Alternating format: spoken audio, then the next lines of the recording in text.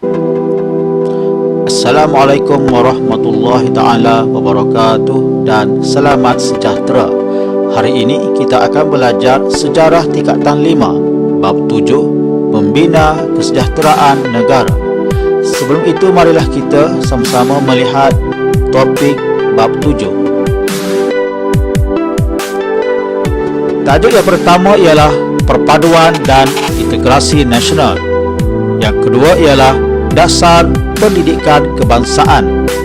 Ketiga, bahasa Melayu sebagai bahasa ilmu dan bahasa perpaduan. Keempat ialah dasar kebudayaan kebangsaan.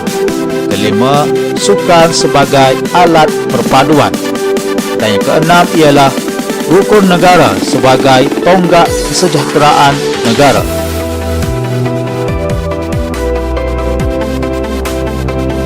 Dalam bab 7 ini kita akan belajar mengenai perpaduan dan integrasi nasional. Apakah yang dimaksudkan dengan perpaduan kaum dan integrasi nasional? Perpaduan kaum ialah keadaan rakyat daripada pelbagai etnik, agama dan wilayah hidup dengan aman dalam masyarakat yang bersatu. Mereka memberi komitmen yang penuh kepada identiti kebangsaan berlandaskan perlembagaan, persekutuan dan rukun negara. Integrasi nasional ialah satu proses dinamik yang merapatkan hubungan masyarakat antara negeri dengan wilayah bagi membentuk satu bangsa. Mereka mempunyai identiti sendiri berteraskan perlembagaan, persekutuan dan rukun negara.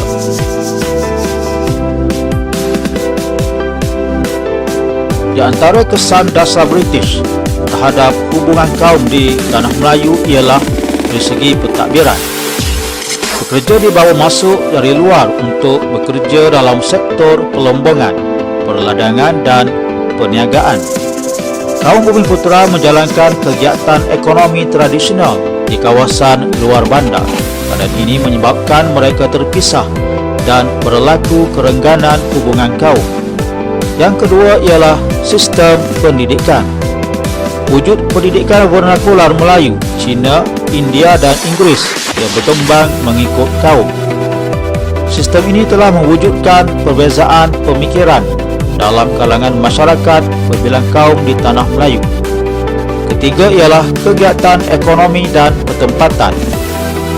Kegiatan ekonomi yang berbeza dan pemisahan dari segi pertempatan menyebabkan setiap kaum kurang berinteraksi antara satu sama lain. Wujud juga jurang ekonomi yang tidak seimbang dalam kalangan kaum di Tanah Melayu pada ketika itu. Yang keempat ialah fahaman politik. Polarisasi kaum dan perbezaan dari segi ekonomi dan pertempatan telah menyebabkan parti politik memperjuangkan kepentingan kaum masing-masing. Isu yang diperjuangkan ialah berkaitan dengan bahasa, budaya, pendidikan dan ekonomi.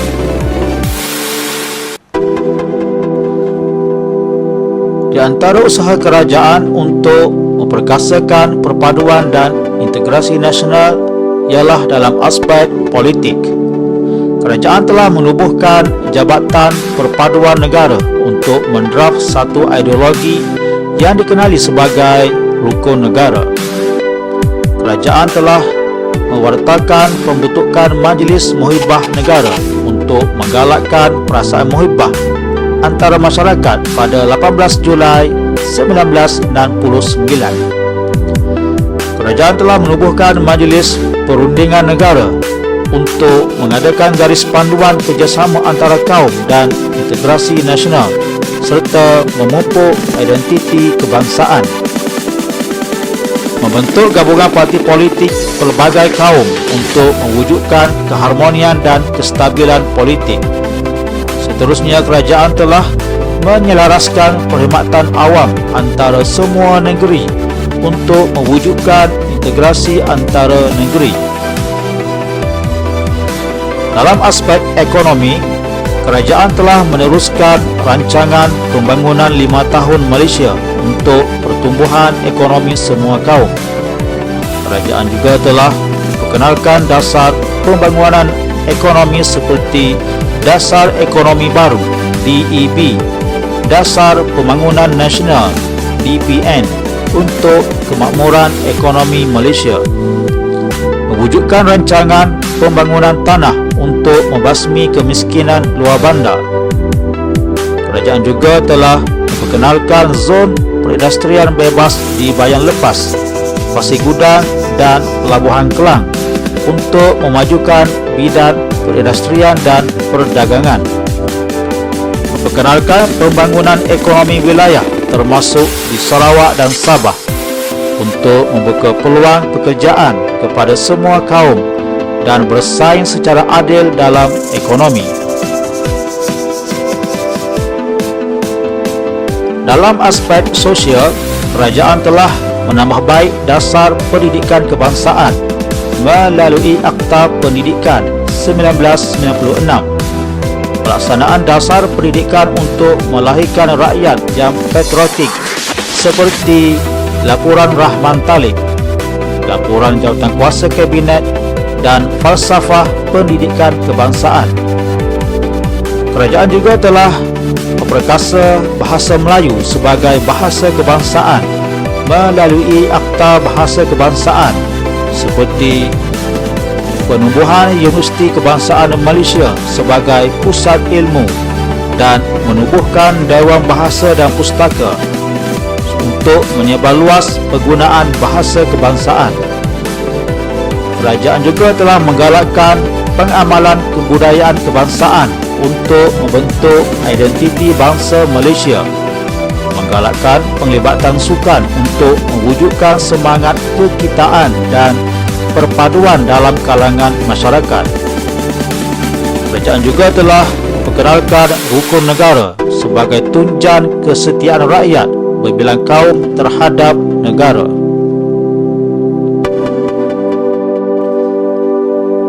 Topik yang kedua ialah dasar pendidikan kebangsaan. Dari segi sejarah pembentukan dasar pendidikan kebangsaan, dasar ini telah dilaksanakan melalui Penyata Jawatankuasa Pelajaran 1956 atau Penyata Razak. Penyata Razak telah dimaktubkan dalam Ordina Pelajaran 1957. Laporan Rahman Talib 1960. Ia dipengerusikan oleh Abdul Rahman Talib. Laporan Rahman Talib adalah seperti berikut. Bahasa Melayu sebagai bahasa pengantar pada semua peringkat pendidikan, kurikulum yang sama bagi semua sekolah dan penekanan mata pelajaran sejarah. Seterusnya, mewajibkan mata pelajaran tata rakyat.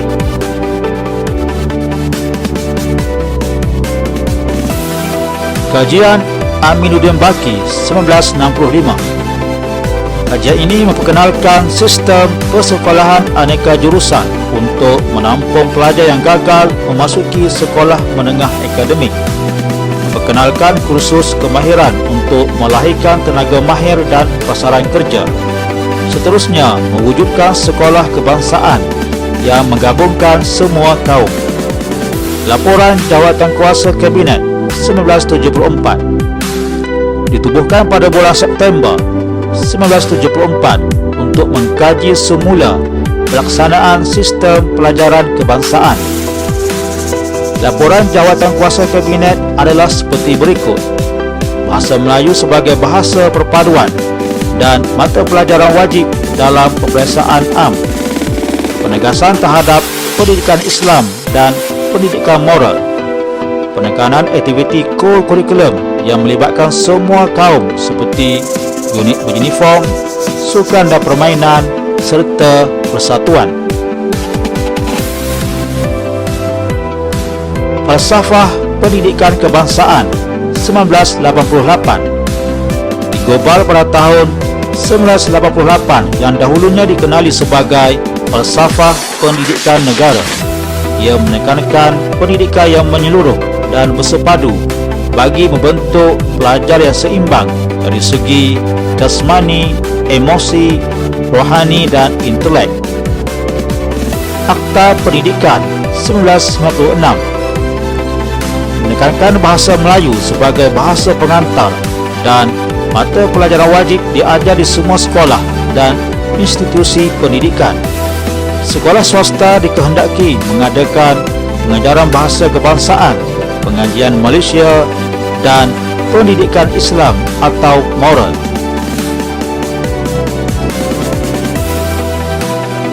Topik yang ketiga ialah bahasa Melayu sebagai bahasa ilmu dan bahasa perpaduan.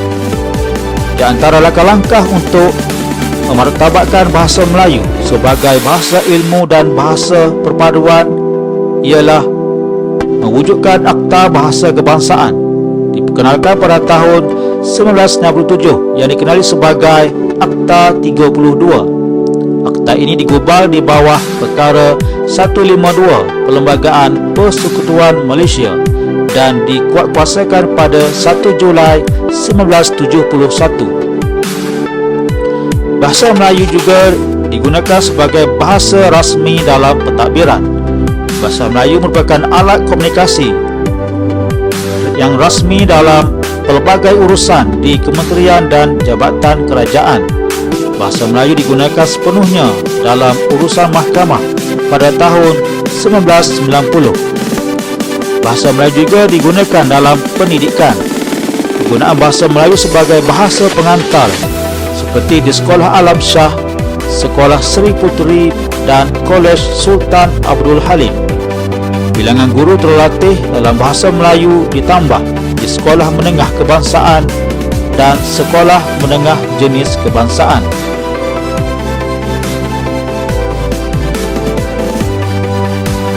Langkah seterusnya ialah penubuhan Universiti Kebangsaan Malaysia pada 18 Mei 1970. UKM telah perkenalkan berbagai jurusan dalam bidang kursus dalam bahasa Melayu. Penubuhan Institut Bahasa, Kesusastraan dan Kebudayaan Melayu IBKKM berfungsi sebagai pusat penyelidikan dan rujukan dalam bahasa, kesusastraan dan kebudayaan tamadun Melayu. Ditukarkan nama kepada Institut Alam dan Tamadun Melayu atau ATMA, menjadi tumpuan karyawan, sastrawan dan kebudayaan pelbagai kaum dari dalam dan luar negara, melahirkan tokoh sastrawan negara seperti Muhammad Haji Saleh dan Siti Zainon Ismail. Penubuhan Dewan Bahasa dan Pustaka ditubuhkan pada 22 Jun 1956 di Bukit Timbalan, Johor Bahru, Johor. Nama asal ialah Balai Pustaka. Pengarah pertamanya ialah Engku Abdul Aziz bin Engku Abdul Hamid. Cawangan DBP terletak di Pulau Pinang, Johor, Kelantan, Sarawak dan Sabah. Di antara peranan DBP ialah mengembangkan bahasa dan sastra Melayu melalui penerbitan buku dan majalah, menganjurkan seminar dan bengkel serta pelbagai aktiviti sempena minggu dan bulan bahasa kebangsaan, melancarkan slogan Bahasa Jiwa Bangsa pada tahun 1960. Topik keempat ialah dasar kebudayaan kebangsaan. Mari kita lihat sejarah pembentukan dasar kebudayaan kebangsaan. Dasar kebudayaan kebangsaan digubal melalui Kongres Kebudayaan Kebangsaan pada tahun 1971. Ia merupakan lanjutan dari Kongres Rakyat 1956, iaitu Kongres Kebudayaan Melayu, dirasmikan oleh Tun Abdul Razak Hussein di Dewan Tunku Chancellor Universiti Malaya Kuala Lumpur. Kongres ini dianjurkan oleh Kementerian Kebudayaan, Belia dan Sukan. Prinsip utama dasar kebudayaan kebangsaan ialah terdapat 3 prinsip utama, iaitu berteraskan kebudayaan rakyat asal rantau Melayu sebagai tunjang dasar kebudayaan kebangsaan, unsur kebudayaan lain yang sesuai dan wajar diterima sebagai elemen penting. Islam menjadi unsur yang penting dalam pembentukan dasar kebudayaan kebangsaan. Terdapat 3 matlamat pembentukan dasar kebudayaan kebangsaan, iaitu mengukuhkan perpaduan bangsa dan negara melalui kebudayaan, memupuk kepribadian kebangsaan, yang terhasil daripada kebudayaan kebangsaan, mempertingkatkan kualiti kehidupan kemanusiaan dan kerohanian yang seimbang dengan pembangunan ekonomi.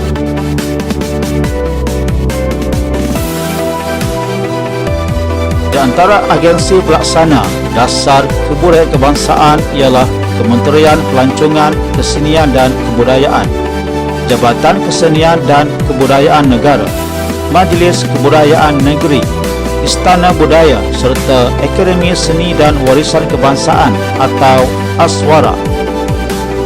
Bagi menjayakan dasar kebudayaan kebangsaan, citra warna Malaysia telah dianjurkan pada tahun 1999. Citra warna Malaysia diadakan di Dataran Merdeka pada bulan Mei setiap tahun.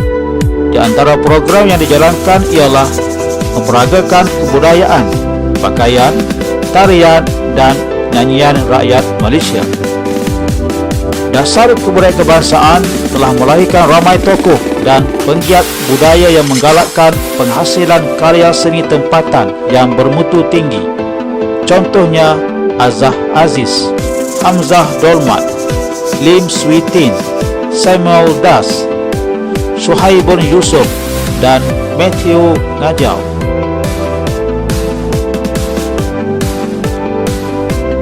Topik yang kelima ialah sukan sebagai alat perpaduan.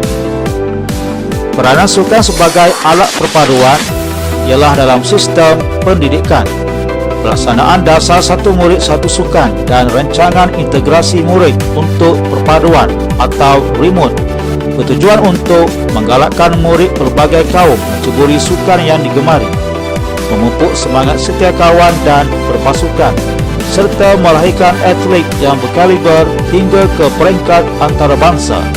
Kejohanan olahraga tahunan sekolah melibatkan pelbagai kategori umur dan kaum.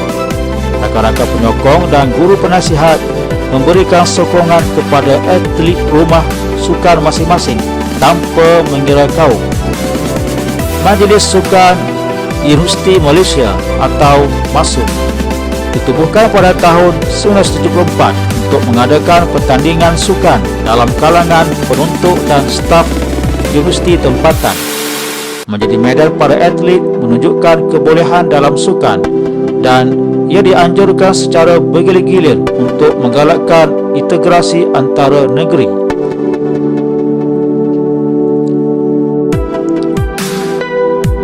Peranan sukan sebagai alat perpaduan digerakkan oleh Sukan Malaysia atau SUKMA. SUKMA diadakan secara 2 tahunan pada peringkat kebangsaan yang disertai oleh 13 buah negeri dan wilayah persekutuan. SUKMA bertujuan untuk mengeratkan hubungan kaum serta integrasi antara negeri.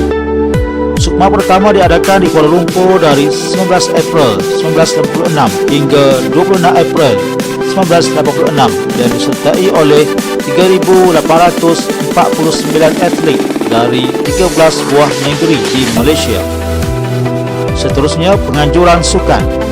Malaysia telah menganjurkan sukan pada peringkat antarabangsa seperti Hoki Piala Dunia, Sukan Commonwealth, Piala Thomas, South East Asia Games, Formula 1 dan Litua di Langkawi. Di antara kejayaan Malaysia ialah di peringkat antarabangsa seperti Sukan Olimpik, Sukan Commonwealth, Sukan Asia, Sukan SEA dan Pesta Bola Merdeka. Malaysia juga telah melakar kejayaan dalam Sukan Paralimpik seperti Kejohanan Paralimpik Dunia.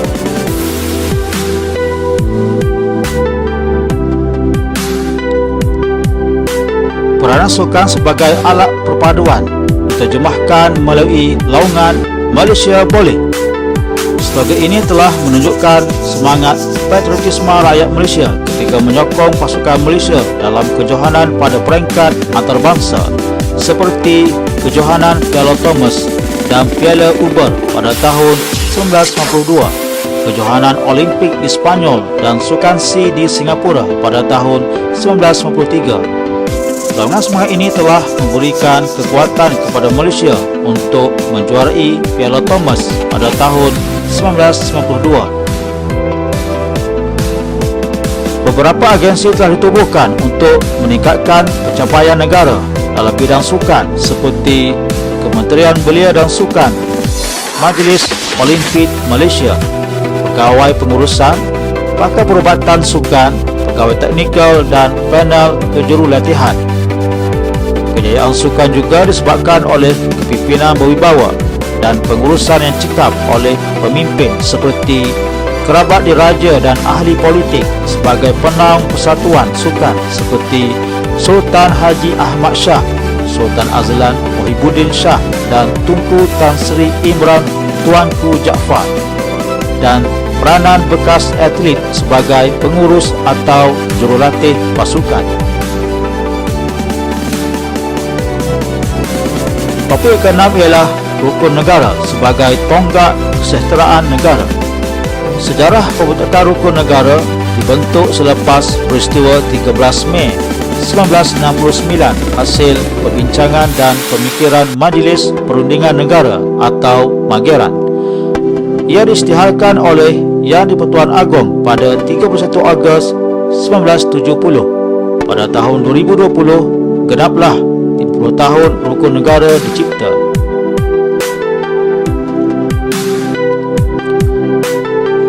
Rukun negara mempunyai beberapa matlamat seperti negara bersatu, masyarakat demokratik, masyarakat liberal, masyarakat progresif dan masyarakat adil.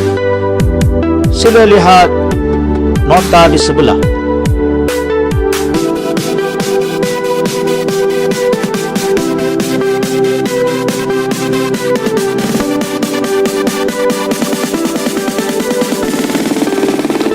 Rukun negara mempunyai 5 prinsip yang mesti dihayati oleh semua rakyat Malaysia. Yang pertama ialah kepercayaan kepada Tuhan. Kedua, kesetiaan kepada raja dan negara. Ketiga, keluhuran perlembagaan. Keempat, kedaulatan undang-undang. Dan yang kelima ialah kesopanan dan kesusilaan. Sila lihat nota di sebelah.